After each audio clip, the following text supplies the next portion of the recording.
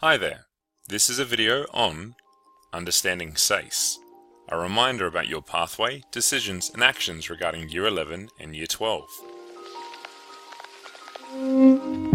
What does the acronym SACE stand for? SACE stands for South Australian Certificate of Education. You might be asking, what does your SACE do? As a certificate, SACE shows that you have successfully completed senior secondary education, in other words, Year 12. It allows you to study internationally as it is internationally recognised, but also hopefully help you find work, training and further study in various fields.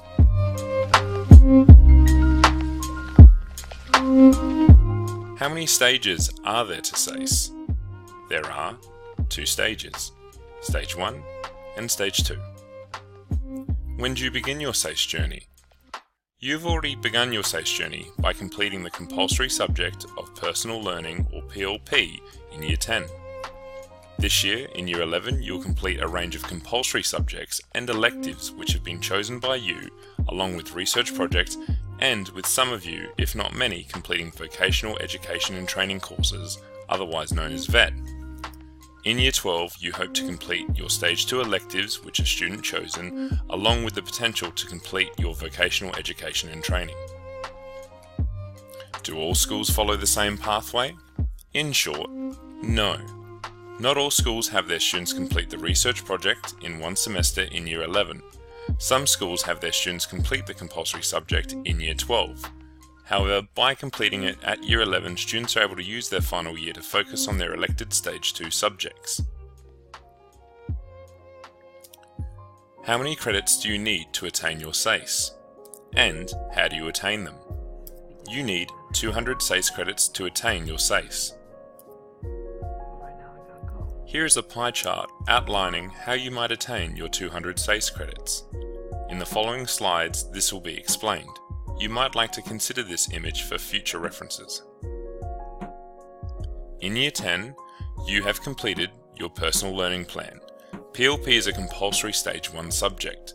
A compulsory subject is a subject that all students must attain a C grade or better in order to attain their SACE. Therefore, you have already attained 10 SACE credits. Now, as a Year 11 student, you are working to complete at least one semester of maths.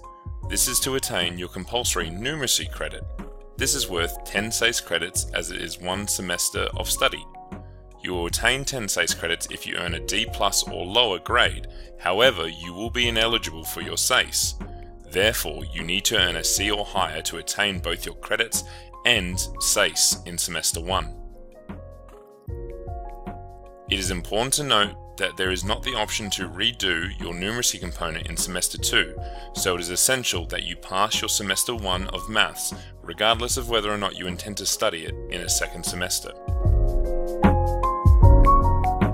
Additionally, in Year 11, you will be required to complete 2 semesters or 1 whole year of English to attain your compulsory literacy credits. This is worth 20 SACE credits.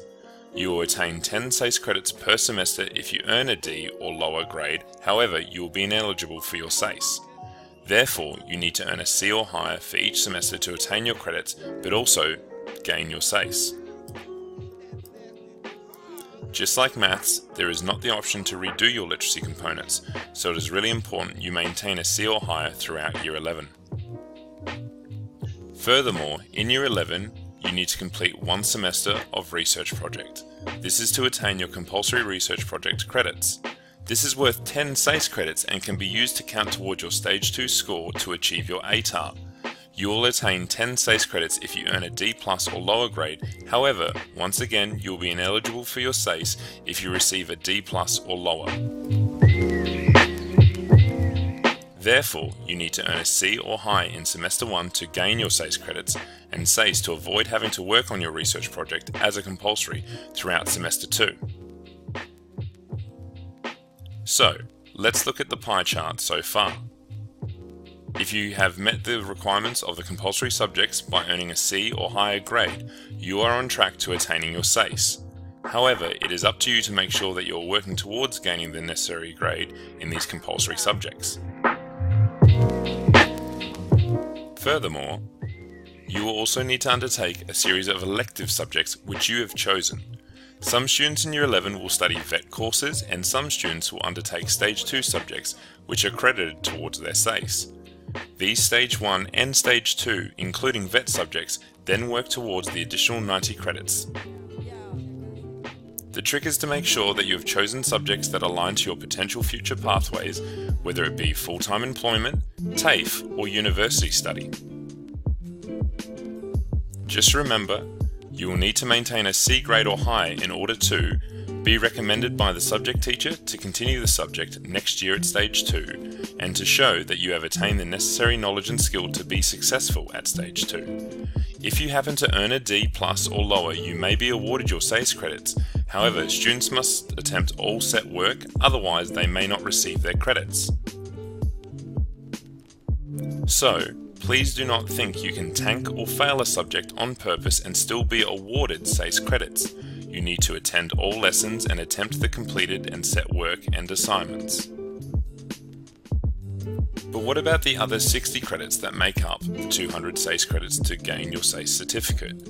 We know that 50 credits are from the personal learning plan, a full year of English, a semester of maths and the research project, and then 90 credits that are made up of Stage 1, Stage 2, or even VET courses. The 60 credits come from the selection of Stage 2 subjects that you will undertake in Year 12, or the equivalent of VET subjects worth at least 60 credits in total. How do some students then gain their SACE at the end of Year 11?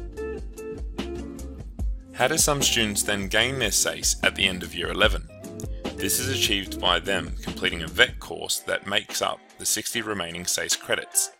This presentation will not go into the VET courses, as there are a number of different VET courses that carry different weightings based on whether they are a Certificate 1, 2 or 3. The most important thing to remember is that, just like any other subject, it is important that you work towards attaining the necessary qualification and grade to gain the necessary SACE points to gain your certificate.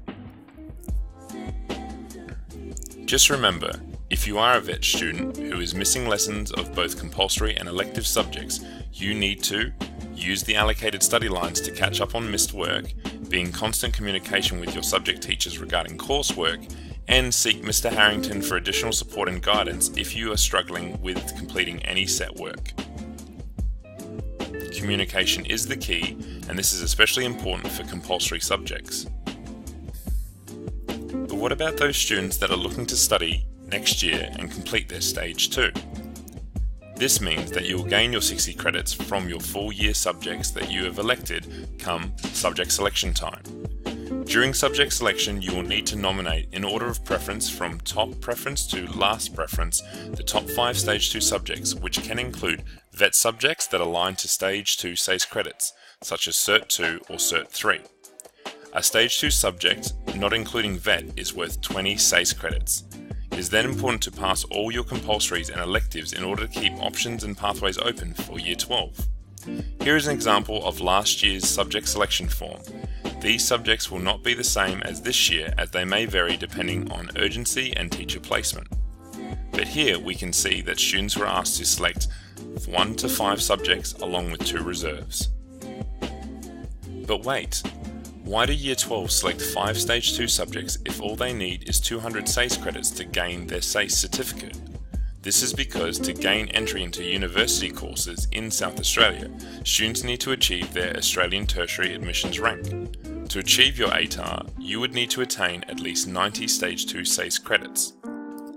Your ATAR is then calculated using your top 5 subjects, which can include your research project, which has 10 credits already awarded to it.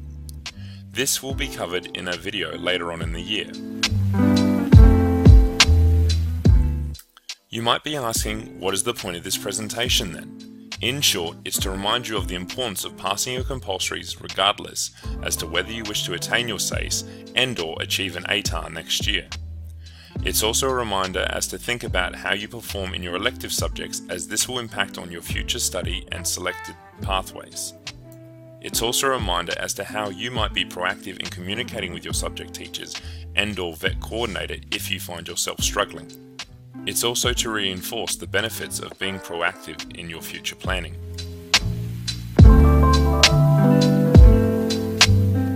Additionally, I would like to use this video to find out what else you would like to know.